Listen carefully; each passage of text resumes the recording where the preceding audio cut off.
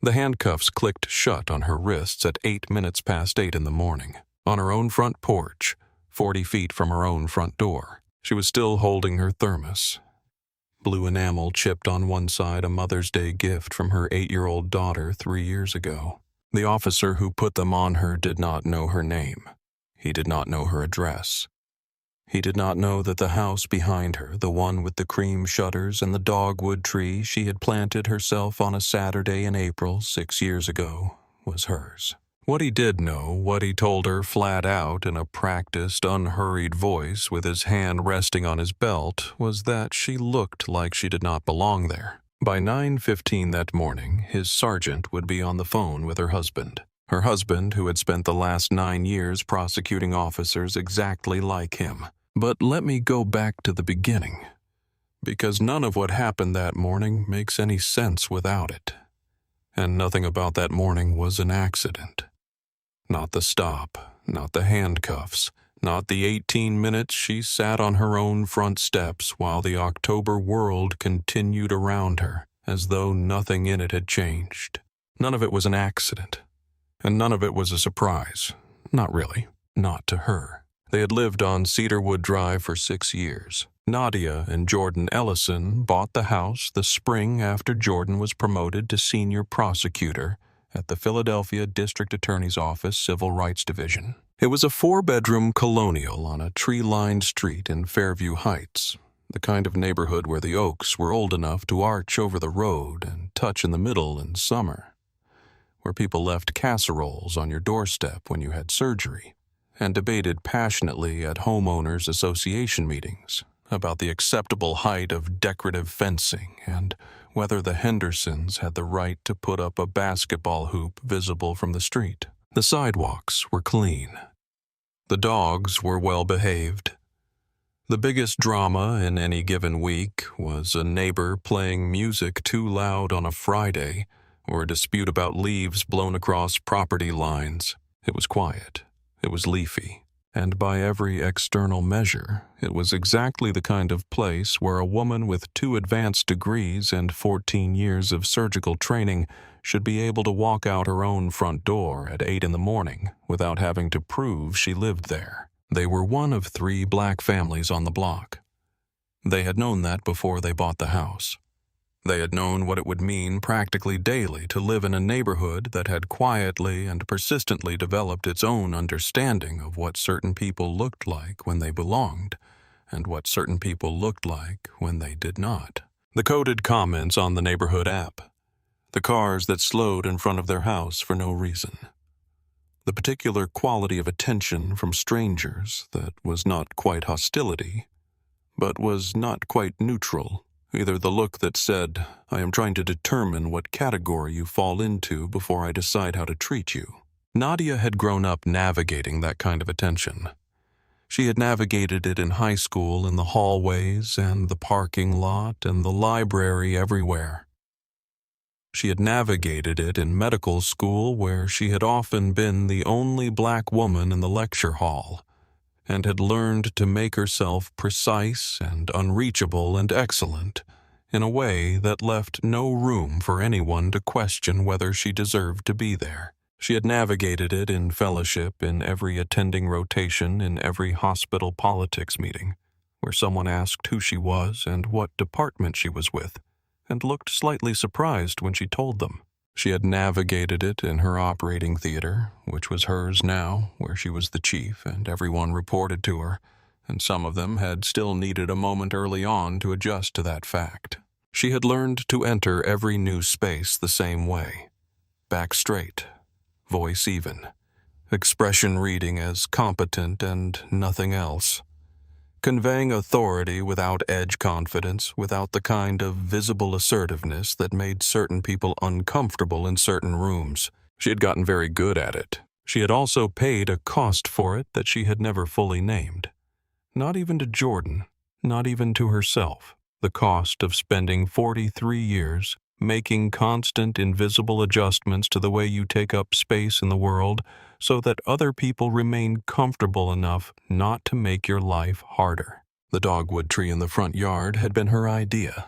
She had found the species in a catalog the first winter they lived on Cedarwood Drive, ordered it in February, and dug the hole herself on a Saturday in April while Jordan stood on the porch with his coffee making suggestions she mostly ignored. They had argued briefly and cheerfully about placement.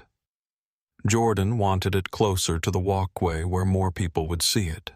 She wanted it in the corner of the yard where it would catch the morning light first, and where she could see it from the kitchen window while she drank her coffee. She won that argument. She always won the ones about the garden. The tree was 6 feet tall now and had grown wide the way dogwoods do, spreading its branches horizontally the way it was designed to. In March, it turned white. Completely, suddenly, overwhelmingly white, like something out of a folk story about transformation, and she would stand at the kitchen window in the morning and watch it, and forget for a moment whatever she had been thinking about. That tree was hers. Everything about the house was hers, and Jordan's, built deliberately over 6 years of mortgage payments and weekend trips to the hardware store, and arguments about paint colors and the slow accumulation of objects that meant something. Simone's drawings on the refrigerator. The good blue dishes on the shelf that had been a wedding gift from Jordan's grandmother. The creaking floorboard in the upstairs hallway, second from the top, that she knew how to step over in the dark without thinking.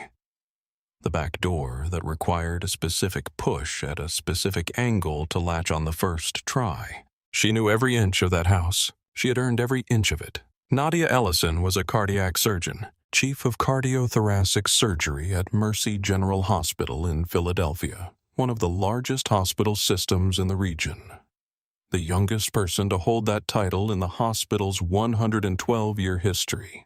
She had done her undergraduate work at Morehouse, medical school at Howard, a research fellowship at Johns Hopkins, a clinical fellowship at the Cleveland Clinic in Ohio, which she had driven to alone in a rented car in August, and which had been in some ways the hardest year of her life and the one she was most proud of. 14 years of postgraduate training, 4 in the morning pagers, 18-hour shifts, the specific education you receive when you hold a human heart in your hands and understand that it is simultaneously the most durable and the most fragile thing in existence. She had published 16 peer-reviewed papers. She had trained 31 residents and 4 cardiothoracic fellows. She sat on 2 hospital ethics boards and the National Advisory Committee for Cardiac Care Outcomes. She had stood at bedsides at 2 in the morning, 3 in the morning whenever the call came, and she had listened to hearts that were trying to quit, and she had worked with her hands and her training and her particular gift for understanding exactly what a struggling heart needed, and she had helped them keep going. She loved the work the way some people love music, not as a job, as a language.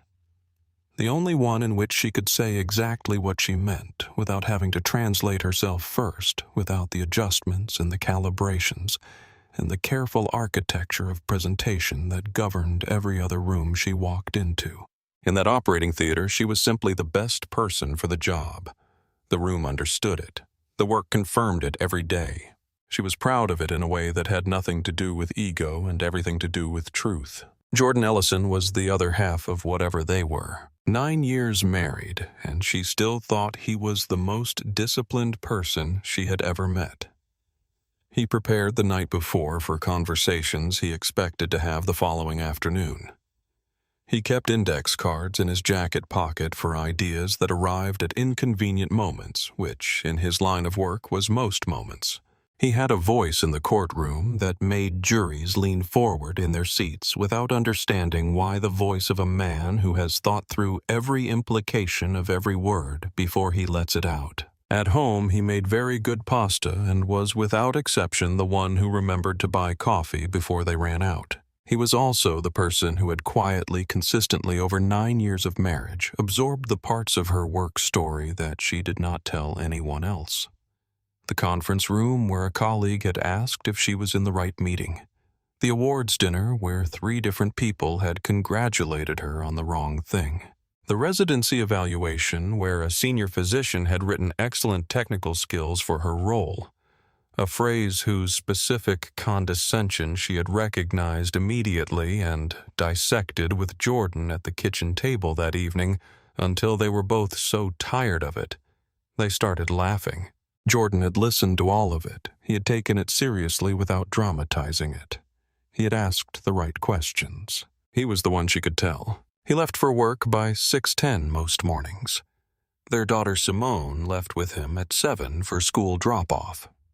Simone was 8 years old in 4th grade and possessed of an absolutely unshakable confidence in her own place in the world that Nadia simultaneously marveled at and quietly worried about, knowing what she knew about how the world sometimes responded to that kind of confidence in a black child. By the time Nadia came downstairs each morning, the house had been quiet for almost an hour. She loved that hour. The coffee already brewed on the timer Jordan had set the night before. The light coming through the kitchen window at the specific angle that made the countertops look warm. The silence of a house that had already sent its people out into the world and was resting in the space between. October 14th was a Tuesday. She remembered standing in the kitchen at 7:40 that morning, drinking her first cup at the counter, watching the thin October light come through the window over the sink. The kind of light that does not warm anything but makes the world look as though it has been arranged with intention. She was running 6 minutes late. Department heads meeting at 9:30, which she was chairing. 2 surgeries in the afternoon, the second one complex enough that she had reviewed the file the night before and would review it again during the lunch she was unlikely to have time for. She was already composing the morning in her head, sequencing it as she filled her thermos, moving quickly through the kitchen in her coat, her bag on one shoulder, her keys in her pocket, her mind already 3 steps ahead of her body. She had no idea. That is the thing she kept coming back to in the weeks and months that followed. That ordinary morning, the coffee and the coat and the keys and the light through the window and no warning at all. She walked out of her own front door into an ordinary Tuesday morning with absolutely no idea that her life was about to divide itself in 2, into the part before and the part after. You never do. The worst things never announce themselves. They are just there suddenly, where a moment ago there was only October light and the smell of coffee and the comfortable certainty of a life you have built on solid ground. She locked the front door behind her, checked the lock out of habit. The way she always did, a small ritual she could not have explained if asked. She turned toward her car, and she noticed peripherally, without particular alarm, a Fairview Heights police cruiser parked at the curb in front of their mailbox. She registered it the way you register most neutral things when you are already running late. There had been a series of break-ins a few blocks over in the spring. She had seen patrol cars on Cedarwood Drive before. Nothing about the cruiser's presence said anything to the front part of her attention. She started toward her car. "Hey!" The voice came from the direction of the cruiser. She turned. He was already walking toward her across their lawn. Their lawn. The one she had replanted the second summer they lived there. The one she had argued with the landscaper about for 40 minutes over the specific variety of grass seed she wanted. He walked across it as though it were simply ground beneath his feet, as though it belonged to the October morning and not to anyone in particular. He was white, mid to late 40s, broad across the shoulders, with the flat, deliberate posture of a man who had been told in one way or another across an entire lifetime that he was entitled to take up space and had come to believe it so completely that he no longer needed to think about it. His movements were slow, not casual, deliberate. He was not hurrying because he did not need to hurry. Because in his experience, the situation had always arranged itself in his favor before any hurrying was required. His nameplate said Pruitt. She stopped. "Good morning," she said. Because that was what her mother had taught her. Because that was the strategy, not the greeting. The strategy. The first words out of your mouth in an encounter like this are not pleasantries. They are positioning. They are the tone you set for everything that follows. Calm, cooperative, non-threatening. Everything you should not have to perform on your own front lawn, but have learned to perform because the cost of not performing it can be catastrophic. You live here? He was looking at her the way she had been looked at across her entire life, in places that had decided before she opened her mouth what she was and what she was doing there. Not with overt hostility, not in a way that would be obvious in a photograph, but with the particular quality of skepticism that sits just below the level of provable rudeness. The look that says, I have already made a calculation about you, and I am now waiting for you to confirm it. I do, she said. Is something wrong, officer? He did not answer the question. He looked at her, then he looked at the house.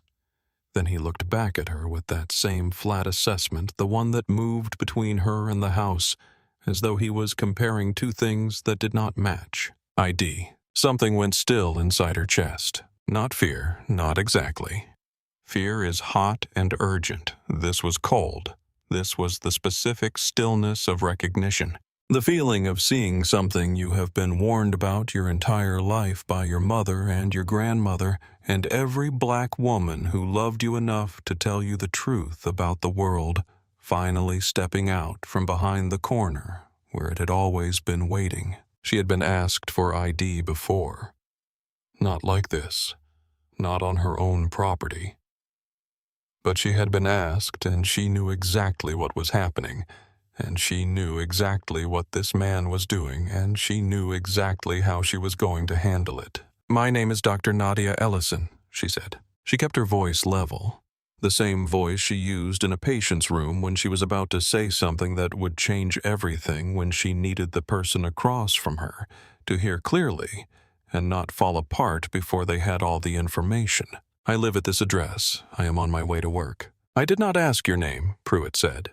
I asked for ID. She set the thermos down on the hood of her car, carefully. She reached into her bag and found her hospital badge, the one with her photograph, her full name, her title, her department, Chief of Cardiothoracic Surgery, Mercy, General Hospital, Philadelphia. She held it out. He took it, looked at it for a moment longer than necessary, turned it over once, handed it back. Government issued, he said.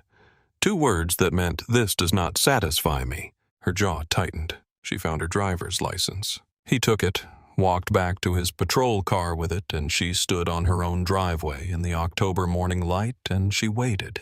Across the street, she saw Patricia Webb come out the front door of the house with tan shutters. Patricia, who had waved at Nadia across the driveway for 6 years, who had appeared once at their door with extra tomatoes from her garden in a paper bag, who had signed the birthday card their neighbors organized when Simone turned 6. Patricia looked at the patrol car. She looked at Nadia. She stood very still. She did not cross the street, not yet. 2 doors down, a man Nadia did not know by name was walking to his car with a travel mug. He glanced over. He registered the scene. He kept walking, got in his car, drove away. Pruitt came back. He handed her the license. We have had reports, he said, of suspicious individuals in this area, people who do not belong. The phrase landed like a cold wave. Not just the impact of the words, the temperature of them. Something physical, something that moved through her entire body in under 1 second and left her colder than she had been before. She felt the heat crawl up her throat. She pressed it down, kept her face completely still. I belong here, she said. I have lived at this address for 6 years. My name is on the deed to this house. He looked at her for a long moment. The October light fell on both of them, equally indifferent to the fact that one of them had signed that deed, had paid 62 consecutive mortgage payments, had dug the hole for the tree that was standing 6 feet tall 5 yards away, turning gold in the October air. And then, in the flat procedural tone of someone who has said these exact words before, who has an entire practiced vocabulary for what they are doing, who has done this enough times that it has become as routine as the rest of his morning. He said, I am going to need you to place your hands where I can see them. She stared at him. "I am sorry." "Hands," he said. "Where I can see them." Her hands were empty. She was wearing a wool coat, both hands visible at her sides. She was a 43-year-old cardiac surgeon standing on the driveway of her own home with 6 years of mortgage payments behind her and a hospital meeting in 45 minutes, and her hands were completely, visibly, demonstrably empty. She held them up slowly, palms facing him, and something she had spent 43 years constructing, some internal structure, some careful and costly architecture of dignity and composure built brick by brick across a lifetime of being the only one in the room, cracked, not collapsed. Cracked. A fault line opening under pressure it was not designed to carry. A sound she felt more than heard somewhere in the center of her chest. He told her to put her hands behind her back. "You are making a serious mistake," she said. She said it very quietly. The way she said things in a surgical suite when something had gone wrong, and she needed everyone in the room to understand the gravity of the situation without anyone panicking. Ma'am Pruitt said, "Do not make this harder than it needs to be." That particular phrasing, the ma'am, that was not respect. That was a diminishment dressed as courtesy. The harder than it needs to be, that made her compliance sound like a gift he was offering her, a favor he was doing her rather than a violation of every legal protection she possessed. She thought about screaming. She thought about crying. She thought about what would happen if she moved suddenly, if her body made any gesture that could be described afterward as resistance. She did none of those things. What she did was stand very still and breathe through her nose and think about every piece of documentation in the house directly behind her. The deed, the mortgage statements, the property tax records, the utility bills going back 6 years. All of it filed in the blue binder in the third drawer of Jordan's desk in his study, which was 17 feet from where she was standing. She thought about Jordan, who was 38 minutes away in his office at the DA's office, reading case files and drinking the bad coffee from the machine in the break room. She thought about what his face would look like when she called him. She thought, this man does not know what he has just done. The handcuffs clicked shut at 8:06 in the morning. The metal was cold, colder than the October air, the kind of cold that is specific to metal in autumn, a cold that has no warmth in it at all. The thermos was still on the hood of her car where she had set it down. The dogwood tree in the front yard had begun to turn, its edges going gold and amber in the October light, beautiful and completely indifferent. Pruitt made her sit on the front steps while he called it in. She sat. She held her hands locked behind her back, and she sat on the concrete steps of her own house, and she watched the Tuesday morning continue around her as though nothing in the world had changed. A squirrel crossing the lawn, pausing, continuing. A car pulling out of a driveway 2 houses down, turning toward the main road. The mail truck turning slowly onto the block, stopping, moving on. Everything completely ordinary. Everything continuing as though the world had not just for the second time that morning divided itself in two. Into the part where she was a surgeon on her way to work, and the part where she was a black woman in handcuffs on her own front steps watching her neighborhood go about its business. The front door opened behind her. She heard it before she saw it. The specific sound of that door on its hinges, which she knew as well as she knew the sound of Simone's footsteps on the stairs. Gloria Mercer appeared in the doorway. Gloria was 57 years old. She had worked for them for 3 years. She came on Tuesdays and Thursdays and always brought an extra container of something she had made at home, soup or banana bread, or once, memorably, a sweet potato pie that Simone ate half of before dinner. She knew where every object in the house lived and had a gift for finding things that had gone missing.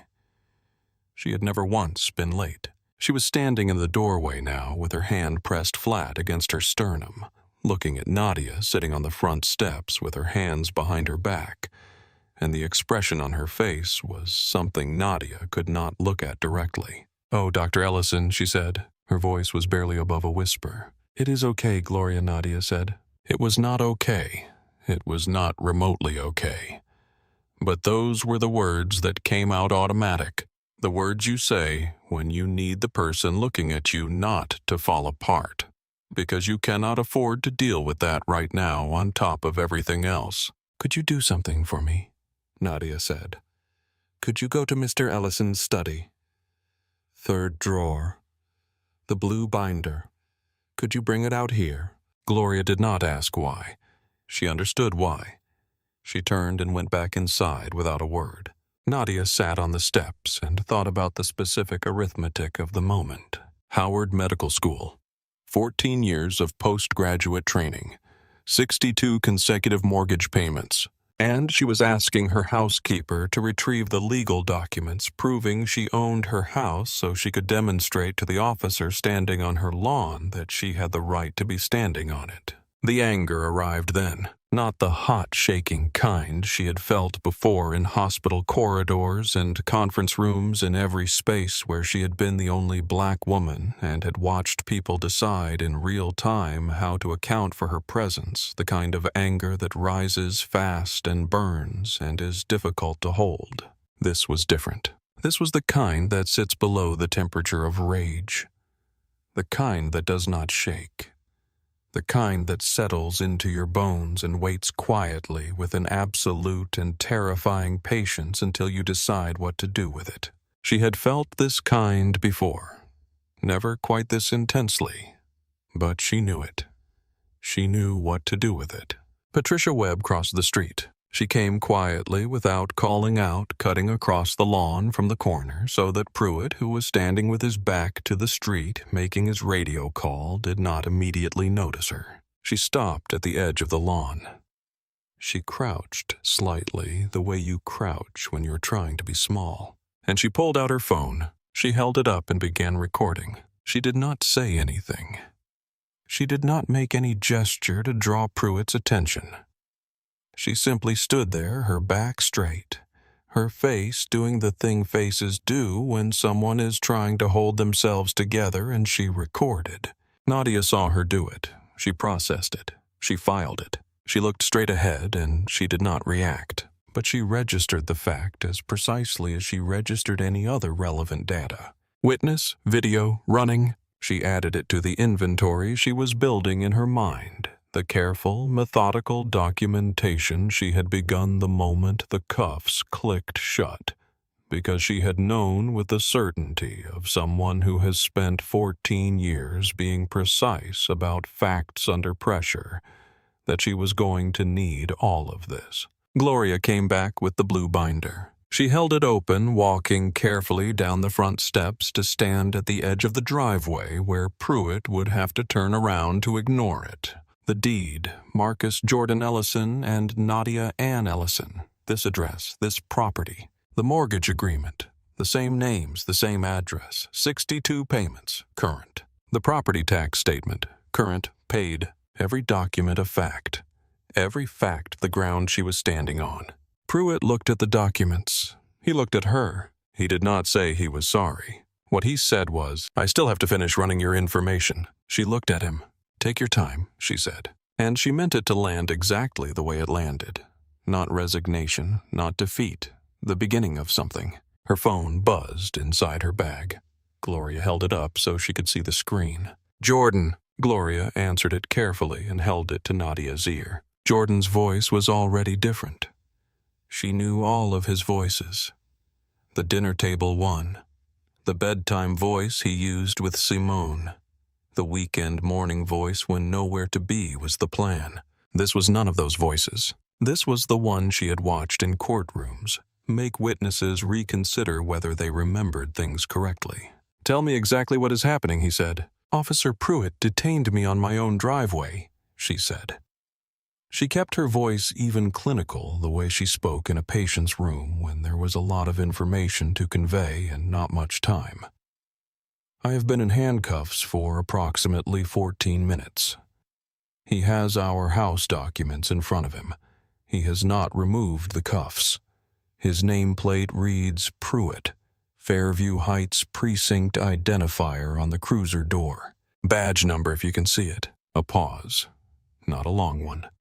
The specific pause of a man moving through information at speed and assembling a response. "I am on my way," Jordan said. "Jordan," she said. "I am on my way." He hung up. It was 4 more minutes before Pruitt's radio crackled. He stepped away from the steps, angled his body away from her, lowered his voice until she could only catch fragments. "Female, black, had ID, I had reasonable," and then his voice dropped below her range entirely and she could not hear the rest. What she could see was his back, his shoulders, the way they were carrying too much deliberate stillness, the stillness of a man who is working very hard not to let his body tell you anything. She watched the call end.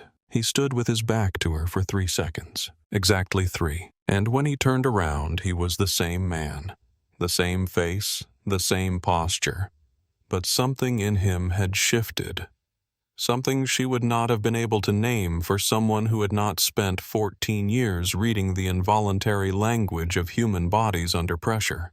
Recalculation. The specific internal recalculation of a man who has made a decision and is realizing for the first time that the ground under it is not as solid as he thought. He walked back to the steps. "You can stand up," he said.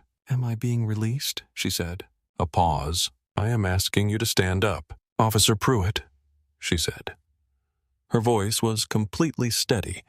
She was watching him the way she watched monitors in an operating suite tracking every indicator. "I would like to know my status. Am I being detained or am I free to go?" His jaw tightened. The recalculation hardened into something that looked for just one unguarded second like the specific expression of a man who has understood the nature of the mistake he has made and is beginning to understand its dimensions. And she thought with the quiet precision of someone who has spent 14 years reading physiological stress responses. "He just found out who Jordan is." "You are free to go," Pruitt said. Flat. Like the words cost nothing. Like 18 minutes had not just passed. Like her thermos was not still sitting on the hood of her car. He reached for the handcuffs. She stepped back. "Officer Pruitt." Her voice was conversational, almost pleasant. The voice of someone who has prepared for this moment and is now simply moving through it.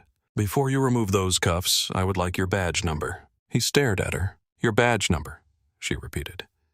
"And I would like you to state clearly the grounds on which you detained me." "Ma'am, I have already explained the situation." "You have explained nothing," she said. "You told me I looked like I did not belong here. That was the entirety of your explanation." She looked at him with the specific, steady, unhurried attention she used in case conferences when a colleague was presenting data that was incorrect, and she needed him to understand without raising her voice that she had already identified precisely where he had gone wrong and was prepared to explain it in detail. "Your badge number, please?" He gave it to her. "Bitten off. Procedural. Each digit a small surrender." He removed the handcuffs. She stood up from the steps. She rolled her wrists once slowly. She looked at the marks the metal had left. 2 pale impressions in her dark skin, already reddening at the edges, already beginning to tell the story. "Thank you," she said. She picked up the thermos from the hood of her car. She walked back into her house and she closed the door behind her. She stood in the front hallway for a long moment. The house was quiet. Gloria had gone back to the kitchen. She could hear water running, the sounds of the ordinary morning resuming as though nothing had interrupted it. The blue binder was on the hall table where Gloria had set it when she came back inside. She picked it up. She took off her coat. She set her bag down. She went to Jordan's study and sat in his chair. She looked at his wall of books without seeing them. His case files on the corner of the desk. His handwriting on the index card taped to the edge of his monitor. His reading glasses folded in their case. She got out her phone. She photographed her wrists, both of them. The light was good. The marks were clear. She took 4 photographs from different angles. She sent them to herself. She wrote down the time, the badge number, Pruitt's full name, the sequence of events in the order they had occurred, every word she could reconstruct. She dated it. She noted Patricia's presence across the street.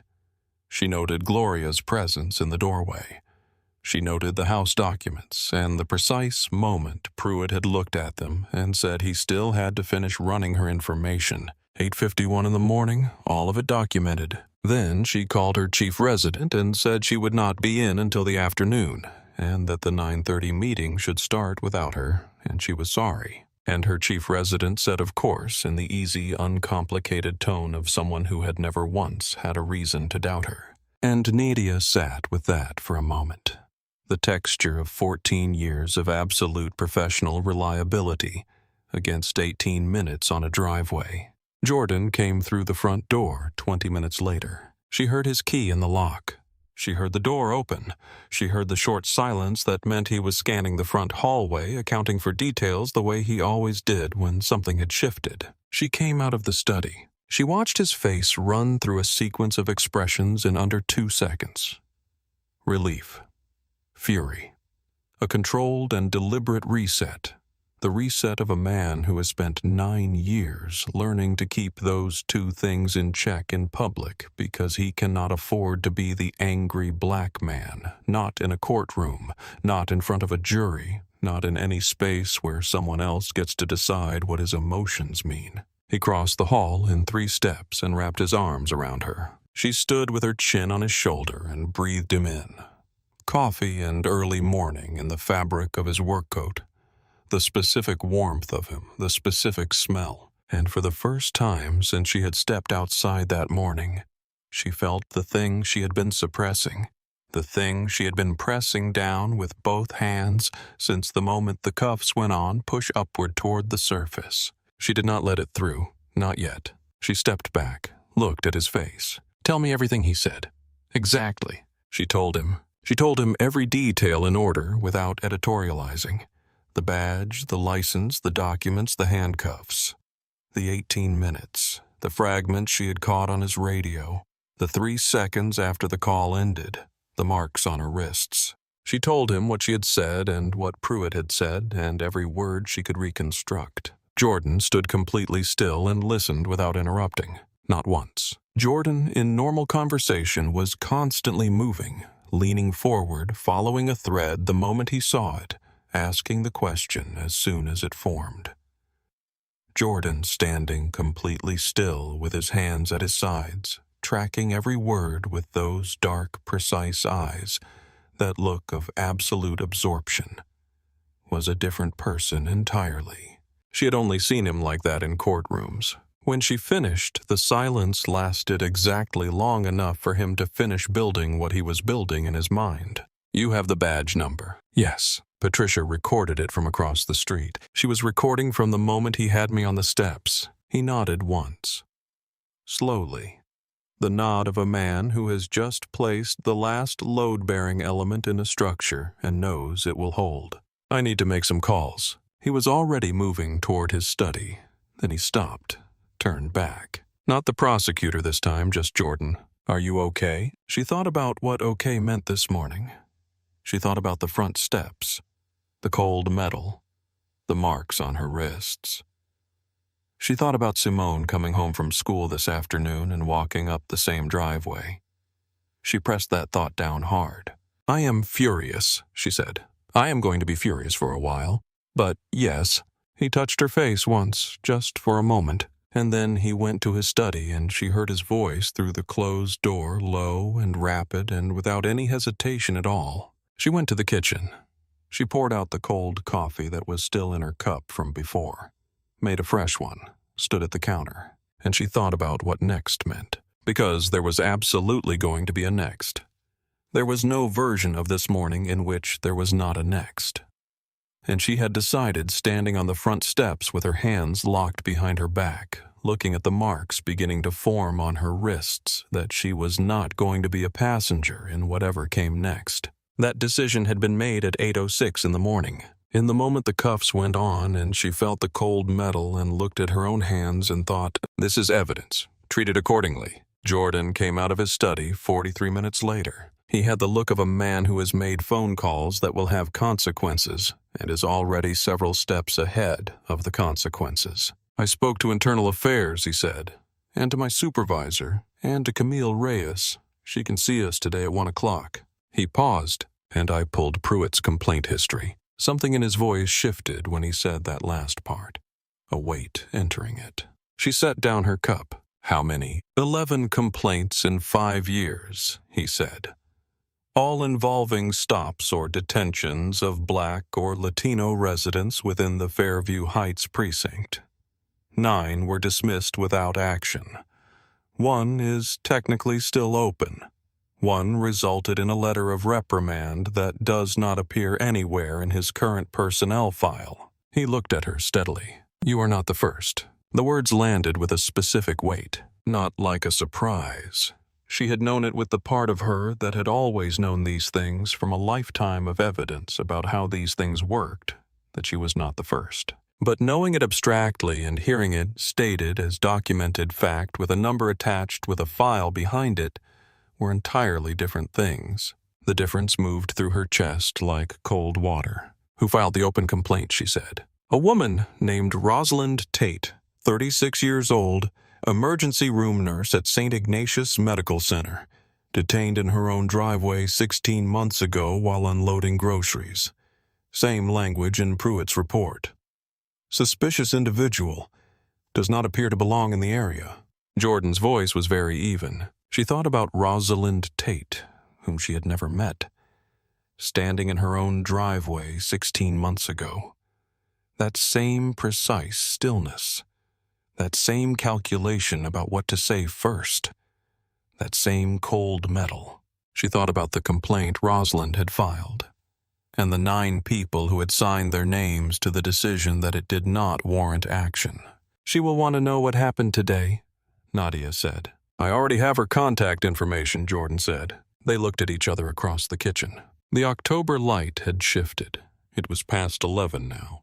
The dogwood through the window was brilliant against the pale sky, more gold than green, the seasonal shift happening without any regard for what had happened on the driveway below it. And everything in the kitchen was exactly as it had always been.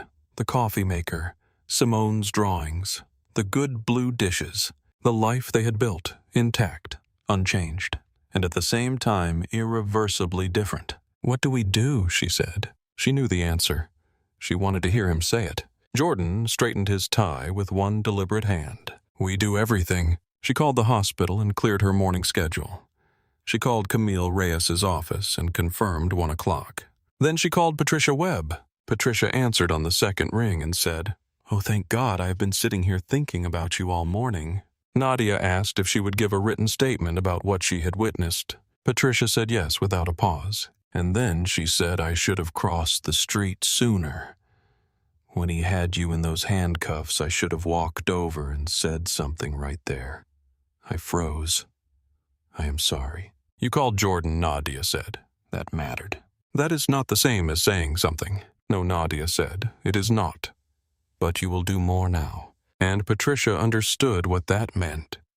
She had lived on that street long enough and known Nadia long enough to understand that this was not a conversation that was finished. Camille Reyes' office was on the 7th floor of a building in Center City, Philadelphia, that smelled of carpet cleaner and accumulated casework. The waiting room had the particular quality of quiet that belongs to spaces where people arrive carrying things they have been carrying for a long time. Camille herself was in her early 50s, compact with close-cropped natural hair and reading glasses that she wore on top of her head and lowered onto her nose with a precise, habitual gesture every time she needed to examine a document. She listened to Nadia the way the best clinicians listen, completely, without redirecting, without looking at her phone, tracking every detail. When Nadia finished, Camille looked at the photographs of her wrists for a long moment. She looked at the badge number. She looked at Jordan. And then she said in the tone of someone reading a document they have already assessed as significant. He detained the wife of a civil rights prosecutor at her own home in front of a witness who recorded it with 11 prior complaints on file for identical conduct. She said it as though she were reading a closing argument she had already written. Then she looked at Nadia directly. What outcome are you looking for? Termination, Nadia said. Full investigation of the complaint history. Rosalind Tate included in whatever we file. Policy reform at the precinct level. And whatever financial recovery results from this, I want a portion designated to a community legal fund for residents in this district who cannot afford civil rights representation. She paused. I do not want this to just be my story. Camille held her gaze for a long moment, the kind of look that passes between two people who understand something together that does not require words. She took off her glasses. Then let us build something they cannot make go away, she said. Camille filed the civil rights complaint with the Office of Internal Affairs that afternoon. By the following morning, 3 of Jordan's colleagues from the DA's Civil Rights Division had appeared at their house with takeout containers and the focused, quiet, purposeful energy of people who are angry on behalf of people they respect and know exactly how to translate that anger into action. The precinct's public affairs office called Jordan at work, not to apologize, but to clarify the circumstances of the incident, which told Camille everything she needed to know about what they were prepared to offer and what they were not. Captain Roy Denham called Jordan directly, man to man, 30 years in law enforcement. Surely they could find a way to handle this without making it into something larger than it needed to be. Jordan listened to every word. Then he said very quietly, "File your response through Camille Reyes's office. That is where this conversation lives now." Denham hung up first. What Officer Dale Pruitt did not know was already extensive by the time the precinct made those calls. He did not know that Patricia Webb had uploaded the recording to 3 separate locations before his cruiser had left the block. The recording that showed him crossing the lawn. The recording that showed the handcuffs going on. The recording that showed Nadia Ellison sitting on her own front steps with her hands behind her back, while her housekeeper stood in the doorway holding a legal folder containing proof of ownership. He did not know that Jordan had called the precinct desk sergeant from his car that morning, not to intervene, not to announce himself, but to create a record. A log entry time-stamped at 8:14 in the morning, 7 minutes before Pruitt released Nadia. And he did not know that Camille Reyes had spent the last 4 years building a professional relationship with a lieutenant inside Internal Affairs named Sandra Holt, who had been watching the Fairview Heights complaint file with the kind of quiet, methodical professional concern that tends to precede something larger. Lieutenant Holt pulled the full unredacted file the morning after Camille's filing, and she found that 2 of the logged complaints had been altered. Their status markers changed, quietly, without announcement, in a pattern that had a signature, not a literal one, but a pattern. Every altered complaint had passed through the same supervisory review, the same desk, the same sign-off. Sergeant Lou Ferris, Pruitt's direct supervisor. Lieutenant Holt documented everything she found very carefully and said nothing to anyone at Fairview Heights. Pruitt filed his incident report the afternoon of the detention. 3 paragraphs. Clinical and procedural. Received report of suspicious activity. Conducted field interview. Subject briefly detained pending verification. Released upon verification. No mention of the handcuffs, no mention of the house documents, no mention of the hospital badge. The phrase appeared not to belong in the area appeared once attributed to the original complaint that had prompted the stop. Camille subpoenaed the original complaint. It did not exist. No logged call, no report number, no name, no record of any complaint from any resident in the 2200 block of Cedarwood Drive on the morning of October 14th or any morning within 30 days of it. The original complaint Dale Pruitt had cited in his own official documentation had never been filed by anyone. He had invented it. Camille read the subpoena response. She set it down on her desk. She looked out her window for a moment. Then she picked up her pen and added a count to the filing. Falsification of official documentation. Rosalind Tate called Nadia on a Thursday 4 days after the detention. Low voice, unhurried. The voice of someone who has already metabolized the hottest part of the anger and has arrived on the other side of it at something harder and more durable. "I filed that complaint," she said, "and I told everyone who asked me exactly what happened, every detail, every word. And then I watched 9 different people decide it did not rise to the level of their concern. A pause, and I thought, all right. I thought maybe I was wrong about how this works. Maybe I misunderstood what the process was for. You were not wrong, Nadia said. They were. A brief silence. Your husband is a prosecutor. Yes. Does that change things? It was a direct question, and it deserved a direct answer. It changes what we can prove, Nadia said. It does not change what happened to you, or to me. Another silence longer. I do not want this to just be my story, Nadia said. I want it to matter for both of us if that is possible, and for whoever comes after. Rosalind exhaled. Okay, she said. Tell me what you need. Rosalind came to Camille's office the following Tuesday. She brought a folder 2 inches thick. Inside it, photographs of her wrists from the morning of the detention. A written account, time-stamped, filed the same day it happened, a copy of the dismissal letter, and a recording on her phone, the recording she had made during the dismissal meeting with Sergeant Ferris. 16 months ago, the one in which Ferris had told her that these situations were sometimes a miscommunication, that he was sure the officer had meant no harm, that she might want to consider whether pursuing this was really in her best interest. Rosalind had made the recording because she had suspected from the moment she filed the complaint that she would need it someday. She had not known if that day would come. It had come. Camille listened to the entire recording without speaking. When it ended, she set the phone down. She said, "This is extraordinary." Rosalind said, "I kept it for 16 months because I needed to believe someone would eventually ask for it." Camille added Rosalind's case to the complaint. Then she found a third complainant through the unredacted complaint file. Her name was Gloria Barrows, 51 years old, accountant, detained in a parking garage in the Fairview Heights precinct 8 months ago while getting into her own car. Her complaint had been marked unfounded.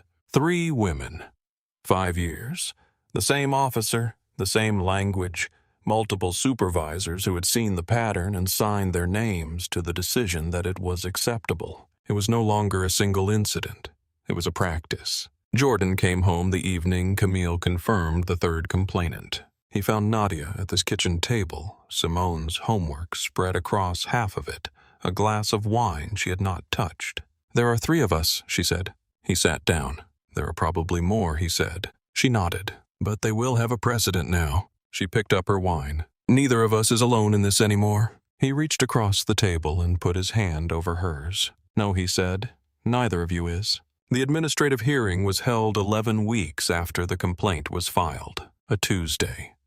Conference room on the 4th floor of the municipal building, the kind of room that has been the site of many difficult conversations and looks it.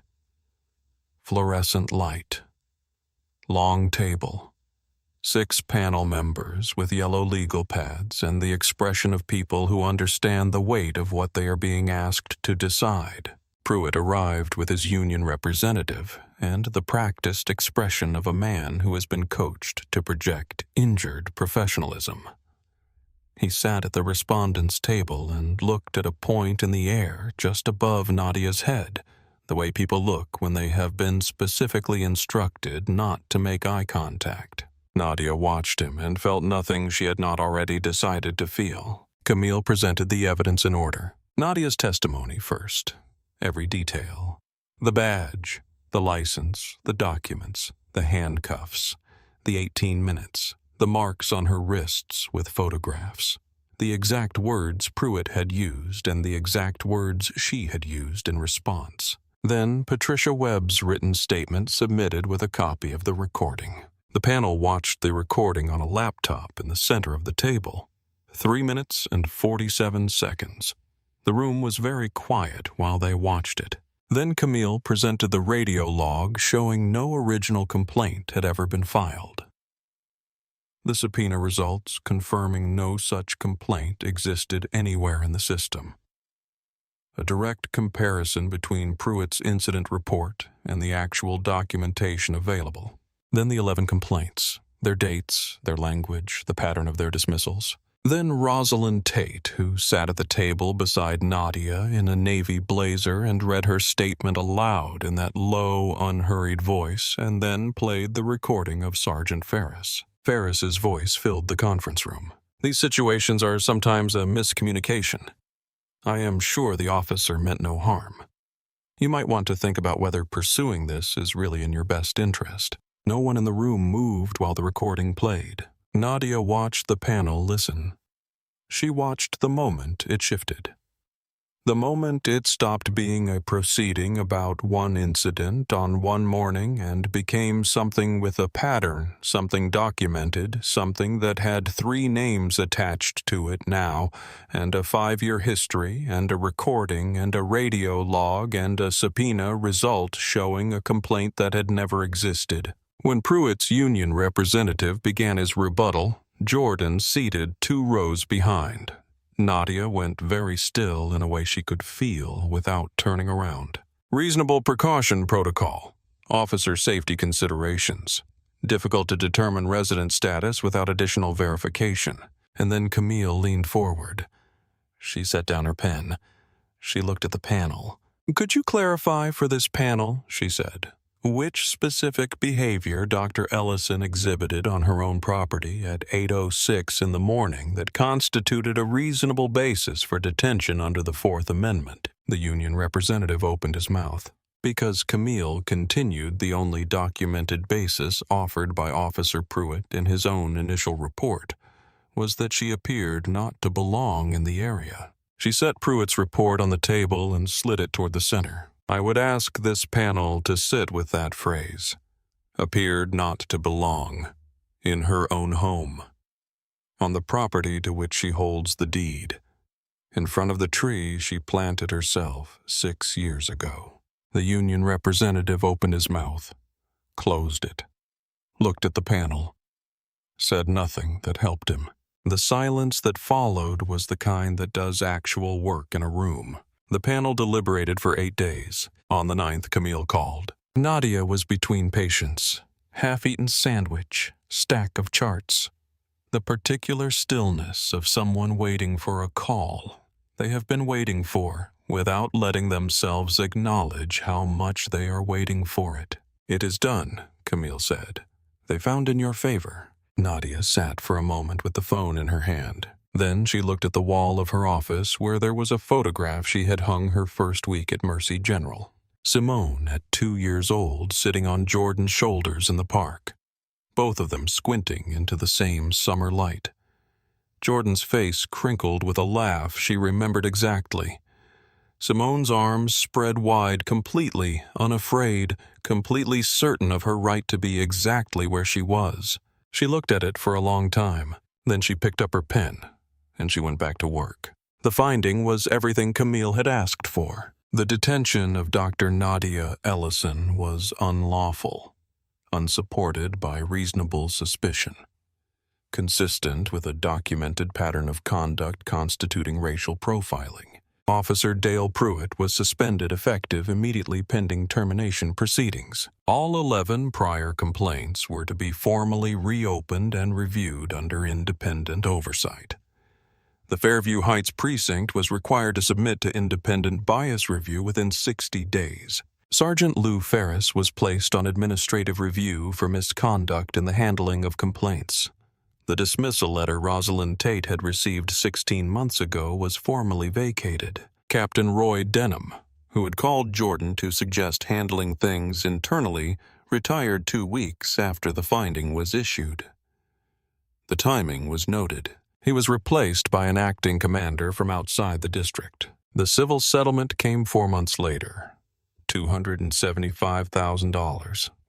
$60,000 went directly into the Fairview Heights Community Legal Fund, which Nadia and Camille had established the week after the hearing. Rosalind Tate received her own separate settlement and the written departmental apology the union had called non-negotiable. Gloria Barros filed separately.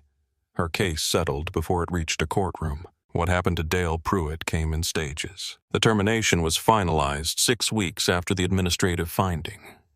22 years on the force. Gone. The union fought it through 2 rounds of appeal. They lost both. The Philadelphia Inquirer ran a piece on the 3 complaints, the 11 before them, the pattern, the dismissals, the recording of Sergeant Ferris, Photographs of Nadia Rosalind and Gloria side by side. The headline was not inflammatory. It did not need to be. The facts were sufficient. Pruitt gave one interview to a local program sympathetic to his version of events. He said he had been doing his job, that the process had been used against him, that he had given his life to his community. Camille released a 2-paragraph statement the following morning. Cited the 11 complaints, cited the recording, cited the subpoena result showing the original complaint he had written into his report had never existed.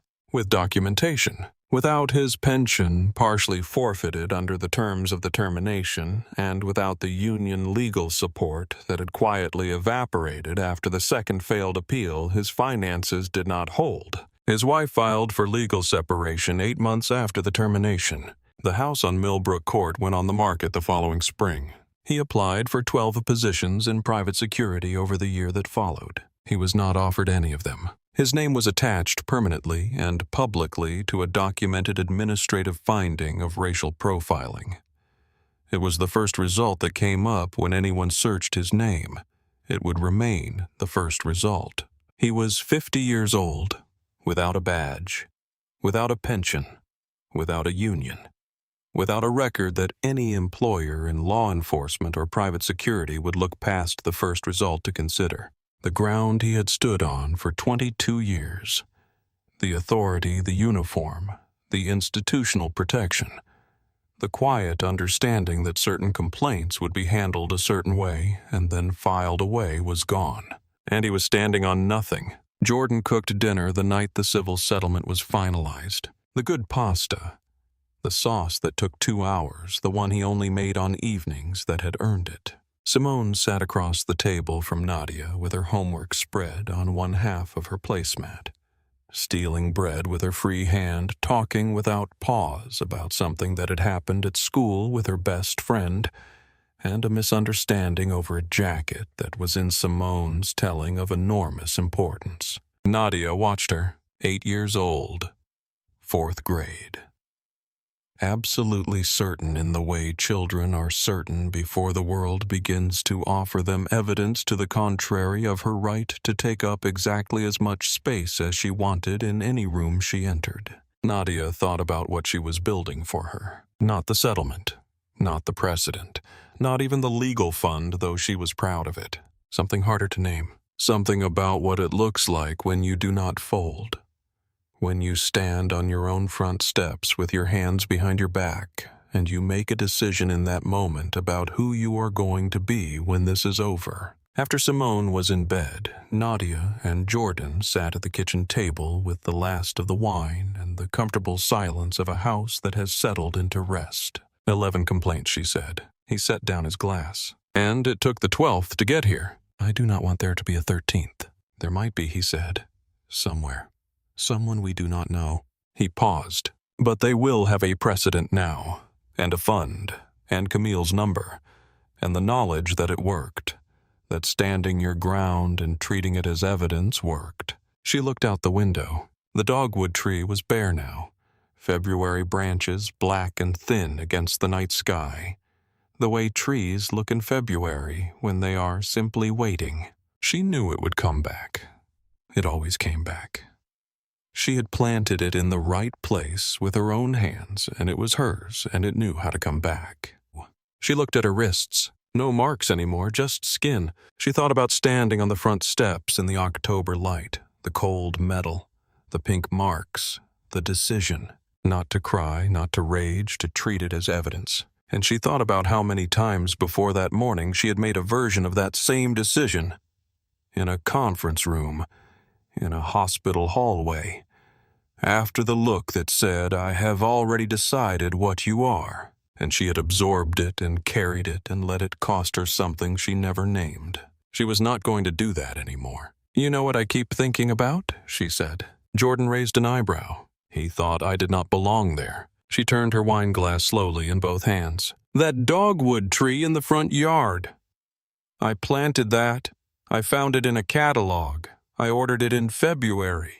I argued with you about where to put it. I dug the hole myself. She paused. That tree is mine. That lawn is mine. That front door is mine. Every single inch of that property is mine. She set the glass down. He had absolutely no idea what he walked onto. Jordan looked at her for a long moment. Then the corner of his mouth moved. Neither did his sergeant, he said. She thought about Pruitt's face when he came back from that radio call. That one unguarded second. The recalculation, the moment a man realizes he has made a decision on ground that does not exist. No, she said. Neither did he. The house was quiet around them. Simone asleep upstairs. The coffee maker set for morning. The dogwood bare and waiting in the yard. And in the third drawer of Jordan's study, the blue binder. Deed. Mortgage statement. Property tax records. Everything exactly as it had always been, except that now it had also been used as a weapon, and it had worked. If this story moved something in you, if it reminded you of the difference between yielding and using everything you have, please subscribe to our channel because stories like this one deserve to be told and heard and remembered. She finished her wine. She looked at the window, at their reflection in the dark glass. Jordan in his shirt sleeves. Her with the glass in her hand. The kitchen behind them, warm and permanent. And theirs. She looked at the dark shape of the dogwood branches against the night sky.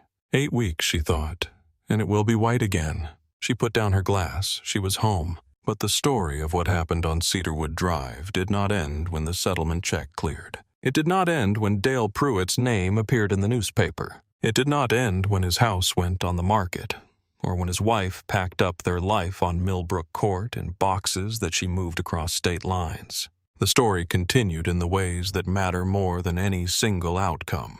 It continued in the Fairview Heights Community Legal Fund, which Nadia and Camille had incorporated within 10 days of the administrative hearing while the panel was still deliberating. They had done it quietly and quickly, the way you do the things you have been planning in your mind while something else is still technically unresolved.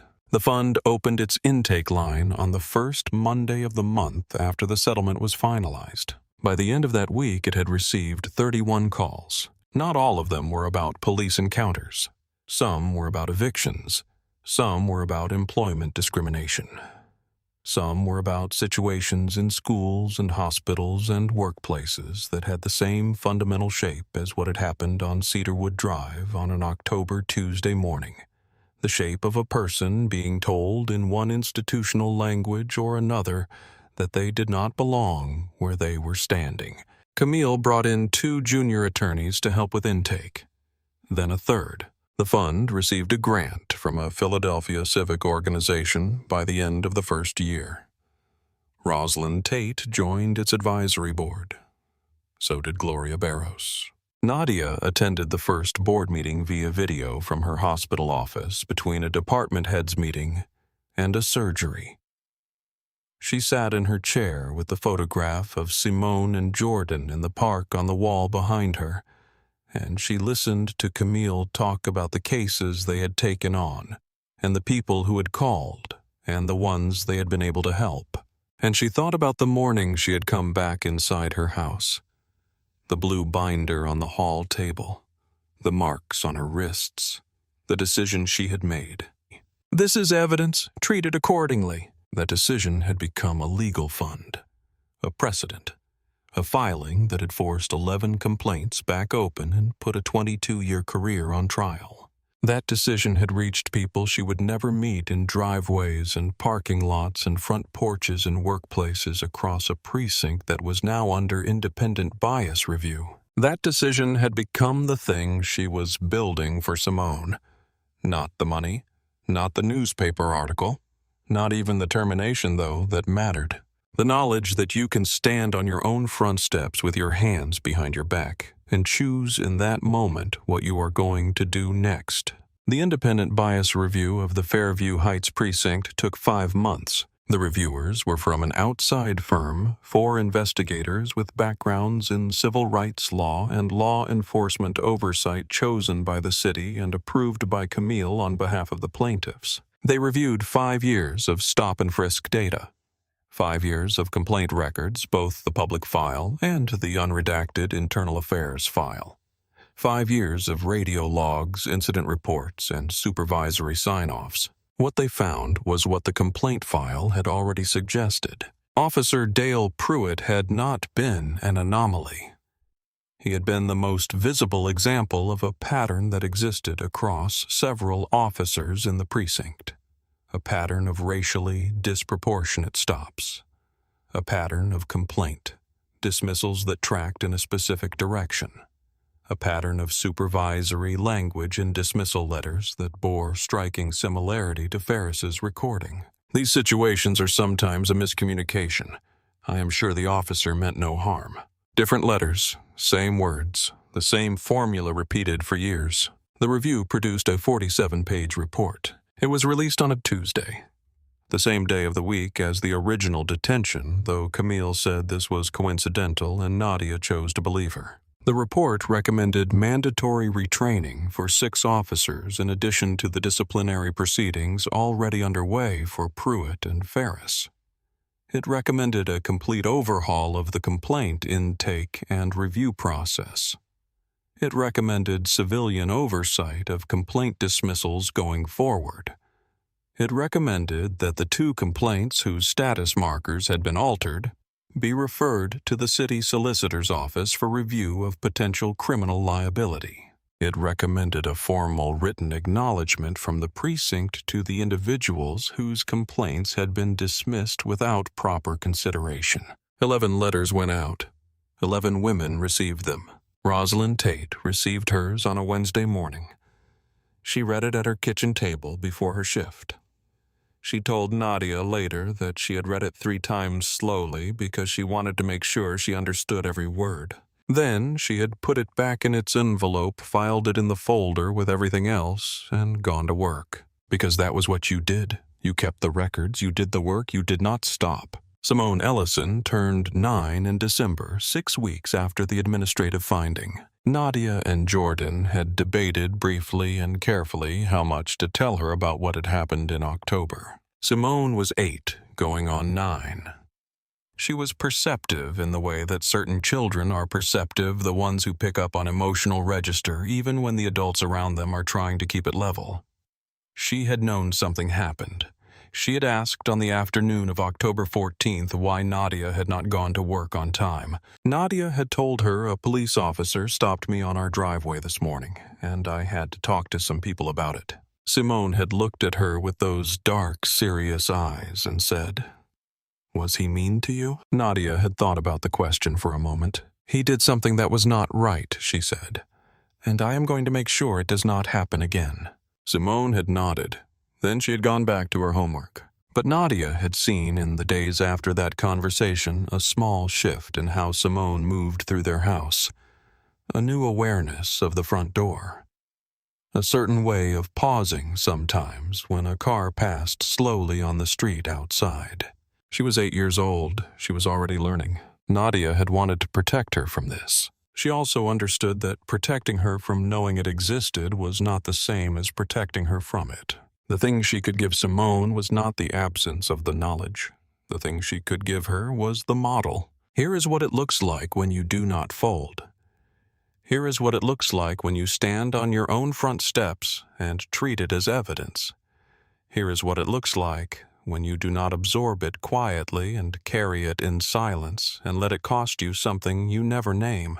That was the inheritance. Not money, not a settlement, not a newspaper article. The knowledge that you can stand on the ground that is yours and decide what to do with what happens to you there. For Simone's birthday, Nadia took her to the nursery. Let her choose something for the garden. Simone walked the aisles for 20 minutes with the focused attention she brought to decisions she considered important. She rejected several options. She stopped in front of a flowering cherry tree 5 feet tall, already showing the first suggestion of the pink that would come in spring. "This one," Simone said. "Why that one?" Nadia asked. "Because it looks like it knows where it is going," Simone said. Nadia looked at her daughter. "That is a very good reason," she said. They bought the cherry tree. Jordan and Nadia and Simone dug the hole together on a cold Saturday afternoon in December taking turns with the shovel, the ground harder than it would have been in April, but workable. Simone wore her purple coat and her gardening gloves that were too big for her hands and took the whole thing very seriously. They planted it in the far corner of the front yard where it would catch the morning light in spring, the same corner where Nadia had wanted to put the dogwood 6 years ago, the place where the light came first. The hearing that finalized Pruitt's termination was closed to the public. Camille attended as an observer on behalf of the civil complainants. She came back to her office afterward and called Nadia. "It is done," she said. "The termination is upheld. The union's final appeal was denied. 22 years. Done." Nadia was in her car in the hospital parking structure. She had just come from a surgery that had gone well. Both of those things were true at the same time, the surgery that had gone well, and the phone ringing with this news, and she sat with both of them for a moment. "Thank you," she said. Camille, you built this," Camille said, from the front steps. "You built every piece of it." "I know," Nadia said. A pause. "How is Simone?" Camille asked. "She is 9 now," Nadia said. "She picked out a cherry tree for the front yard." Camille laughed. It was a real laugh, surprised and warm. "That is exactly right," she said. "That is exactly the right thing to do." Sergeant Lou Ferris retired rather than face the outcome of the administrative review. He filed his retirement paperwork 2 weeks before the review findings were formally presented to the precinct commander. He did not lose his pension. He had 31 years in. The pension was protected. Camille noted this in the file with one line: "One outcome we did not get for this year." The 2 complaints whose status markers had been altered were referred to the city solicitor's office. The review of potential criminal liability was ongoing at the time Nadia last checked. These things move slowly. She had learned that. She had also learned that slow was different from stopped. It was February when she thought about all of it clearly for the first time. February, 4 months after the settlement was finalized, standing at the kitchen window with her coffee watching the dogwood tree, bare and black against the pale winter sky. The way it looked every February. The way it had looked every February for the last 6 years. She knew what it looked like in March. The white coming in fast. The branches suddenly completely covered. The transformation that happened overnight and looked every time like something out of a story. She knew it was coming. She thought about standing on the front steps in October. The handcuffs. The cold metal. The marks. She thought about the moment she had decided. This is evidence, treated accordingly. She thought about everything that decision had become. The complaint. The recording Rosalind had kept for 16 months.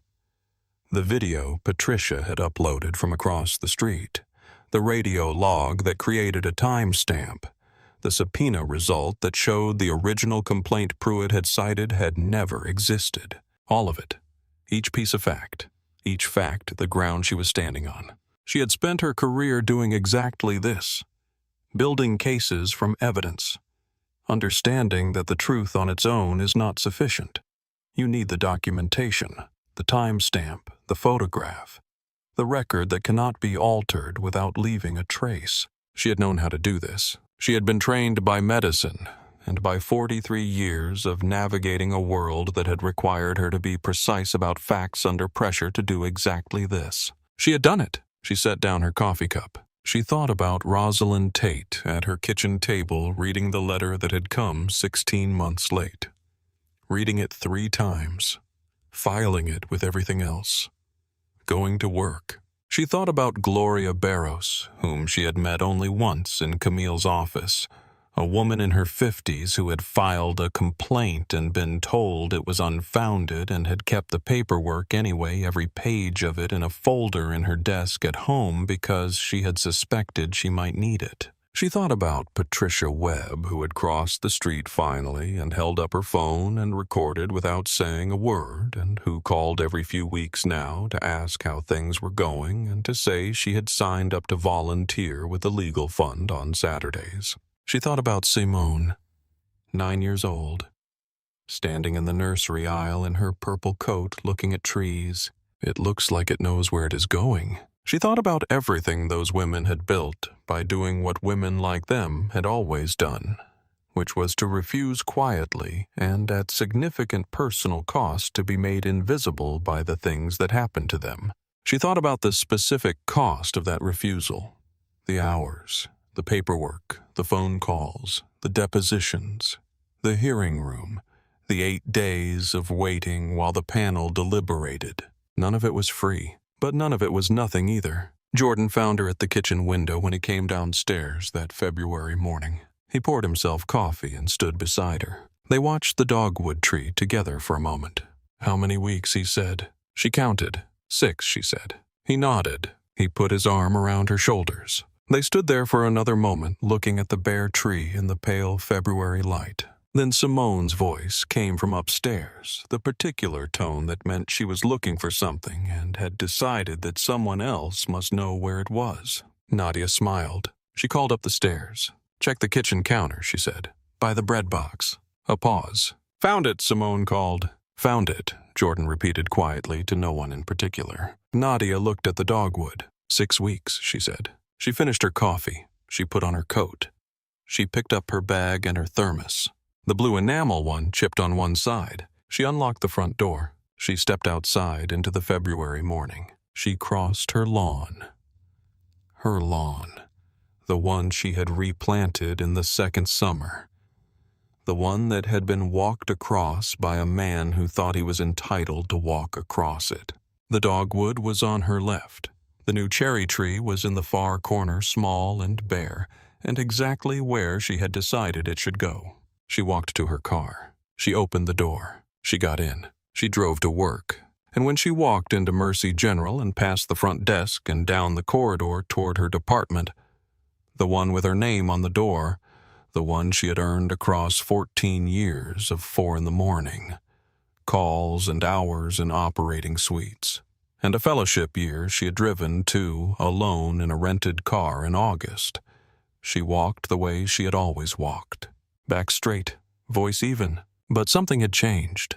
The invisible adjustments were smaller. Not gone, not yet, maybe not ever entirely, but smaller. Because she had stood on her own front steps with her hands behind her back and treated it as evidence. Because it had worked. Because the tree she had planted was going to be white again in 6 weeks. Because her name was on the deed. Because she was home. There was a moment some weeks after the settlement when Nadia was asked to speak at a gathering organized by a coalition of black professional women in Philadelphia. She had almost declined. She was a surgeon, not a speaker. She was accustomed to rooms where she communicated through precision and action through the specific language of a procedure that either worked or did not. She was not accustomed to rooms where what was asked of her was to tell her own story in front of strangers. But Camille had said gently but clearly, "You are not going to decline this." And Nadia had looked at her and understood that she was right. She spoke for 12 minutes. She told it the way she would have told it in a deposition, in order, with precision, every fact where it belonged. She did not perform emotion. She did not need to. The facts performed it on their own. When she finished, the room was quiet for a moment. Not the uncomfortable kind of quiet that means people do not know what to say. The other kind. The kind that means people are sitting with something and are not ready to let it go yet. Then the woman who had organized the event, a civil rights attorney from North Philadelphia, named Patricia Coles, who had been doing this work for 30 years, leaned forward and asked, "What did you think about on the front steps when the cuffs were on? What did you actually think?" Nadia considered the question. "I thought about the deed," she said. "The mortgage statements, the property tax records, every document I had that said I owned that house. I thought about the blue binder in the third drawer of my husband's desk." She paused, "And I thought this man has no idea what he just gave me." The room understood that. Several people in it had their own versions of that binder.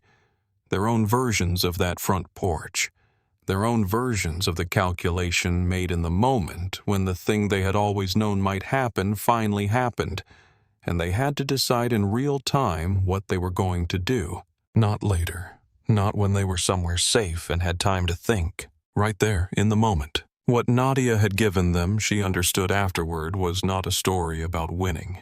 It was a story about the decision, the moment before the outcome, when you do not know yet how it will go, when the only thing you have is the fact of what happened and the choice of what to do with it. She had chosen to treat it as evidence. That was the story. Camille Reyes had been doing this work for 20 years. She had represented plaintiffs in 31 civil rights cases involving law enforcement in the Philadelphia region.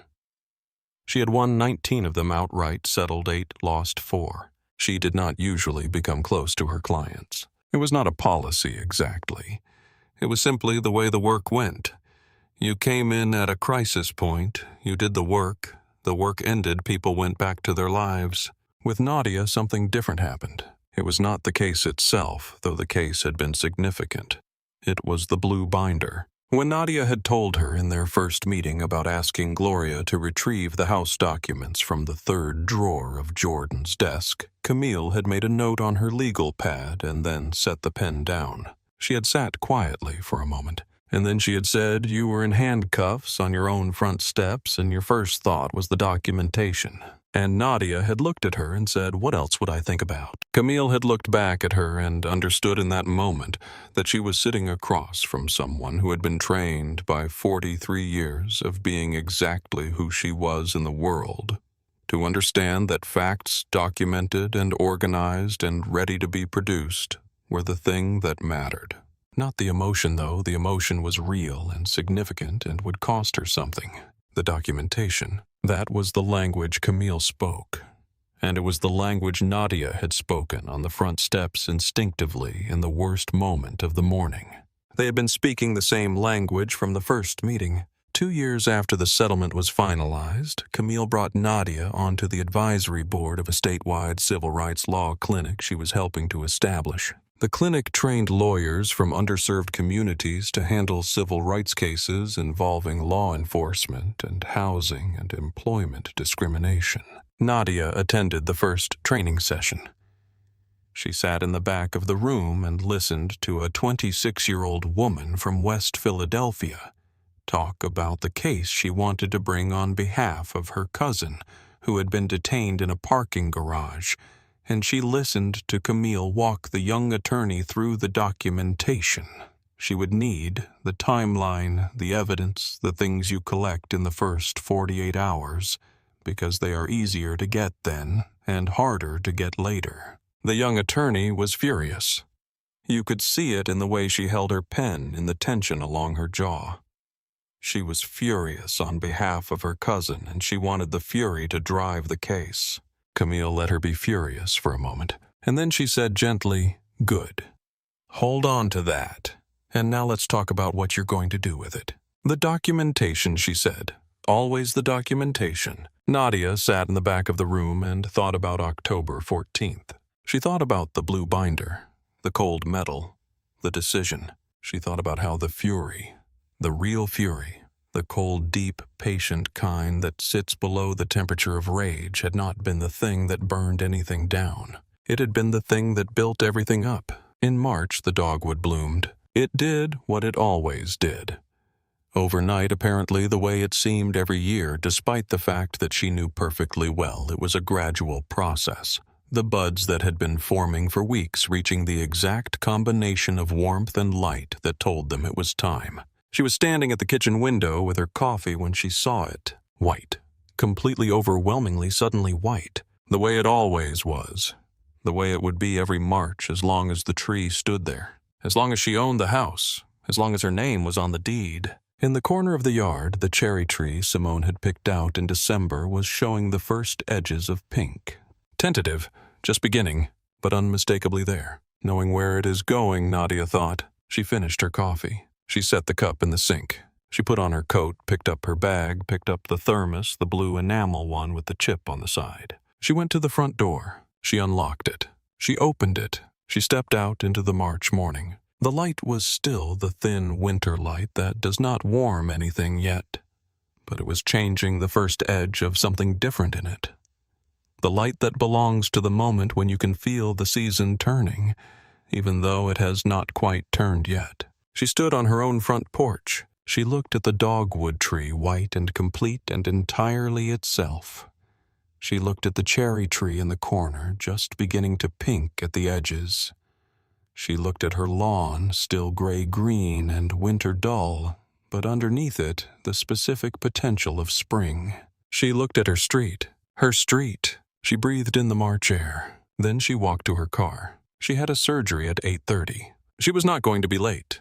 There is something she has thought about many times since October. Not the hearing, not the settlement, not even the termination, though, that mattered deeply for herself and for Rosalind and for Gloria and for the 11 women before them whose complaints had been filed and dismissed and filed and ignored. She thinks about the 3 seconds. The 3 seconds between the end of Pruitt's radio call and the moment he turned around. The 3 seconds in which she watched a man's back and read from the set of his shoulders and the quality of his stillness that something had changed, that the ground under his decision had shifted, that he had just found out he was standing on nothing. She thinks about what it felt like to watch that happen. Not satisfaction exactly, not triumph. Something more specific. The particular feeling of a calculation that has proven correct. The feeling you get in a surgical suite when the repair you designed for the exact dimensions of this patient's particular problem holds exactly the way you knew it would. The feeling of having been right, not in the sense of having been owed something, but in the precise technical sense of having assessed the situation accurately and prepared accordingly. She had assessed the situation correctly.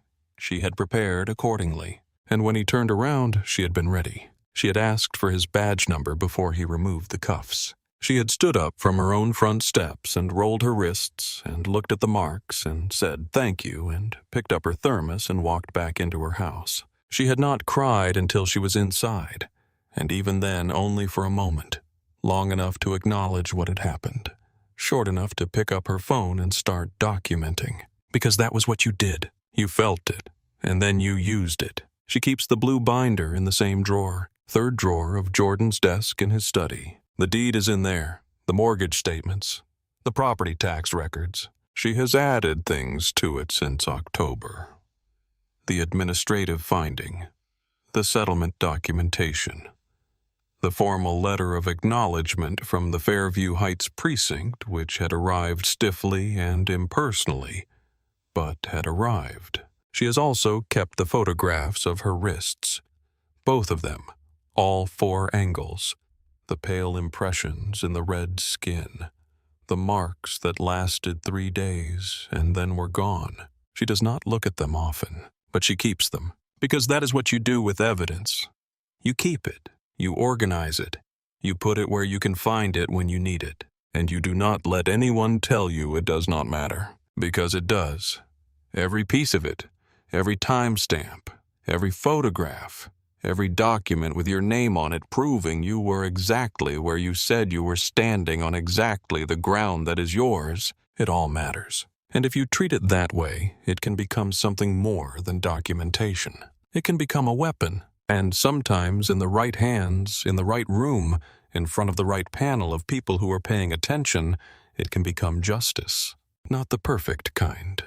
Not the clean kind you see in movies where every wrong thing is completely undone and everyone who should be sorry says they are sorry and means it. The real kind. The kind that is partial and costly and takes longer than it should and leaves things undone that should be done. The kind that is still better than nothing. The kind that is still worth building. She built it from a blue binder and a badge number in 18 minutes on her own front steps. That is the story, and it is hers.